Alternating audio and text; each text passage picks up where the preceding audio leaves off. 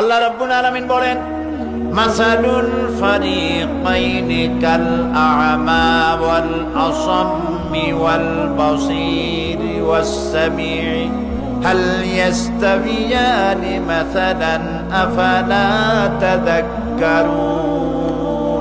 আল্লাহ তাআলা বলছেন যে এই দুটো শ্রেণীর লোকদের দৃষ্টান্ত তোমাদের সামনে পেশ করা হলো।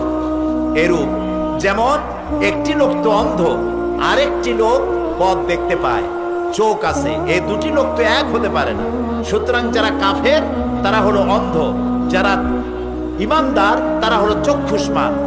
আর ইমান আর কুফরি দুটোকে পৃথক করে দেখানো হয়েছে। আল্লাহ তাআলা বলেছেন, লা ইকরাহা ফিদ্দীন কাদ তাবায়্যানার রুশদু মিনাল গাই। অর্থাৎ ইসলামে দ্বীনের ব্যাপারে কোনো জোর জবরদস্তি নাই। হেদায়েতের পথ কুফরি থেকে, গোমরাহি থেকে সম্পূর্ণভাবে পৃথক করে দেখানো হয়েছে।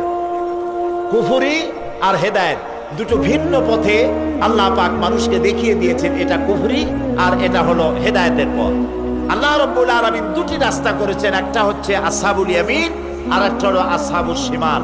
একটা ডানপন্থী আর একটা বামপন্থী। বামপন্থী যত আছে পৃথিবীতে, এই বামপন্থীদের নেতা হচ্ছে শয়তান। বামপন্থীদের নেতাকে বলেন শয়তান। আমাদের দেশে মুসলমানদের সন্তান, মুসলমান নামধারী, তারা দাবি করে বাম দল। আছেন এরকম? বলেন না, আছে কিনা? যারা নিজেদেরকে বামপন্থী বলে দাবি করে এরা হলো আসহাবুল শিমাল, বামপন্থী। আর বামপন্থীদের নেতা হচ্ছে শয়তান। শয়তান এদেরকে নেতৃত্ব দিয়ে নিয়ে যাবে জাহান্নামের মধ্যে, বলেন নাউযুবিল্লাহ। আর সমস্ত ডানপন্থীদের নেতা হচ্ছেন আল্লাহর নবীরা। ডানপন্থীদের নেতৃত্ব দিয়ে আল্লাহ রাব্বুল আলামিন এদেরকে নবীর সাথে জান্নাতে পৌঁছায় দেবেন, সুবহানাল্লাহ। এই জন্য দুটি রাস্তা আলাদা করে দেখানো হয়েছে।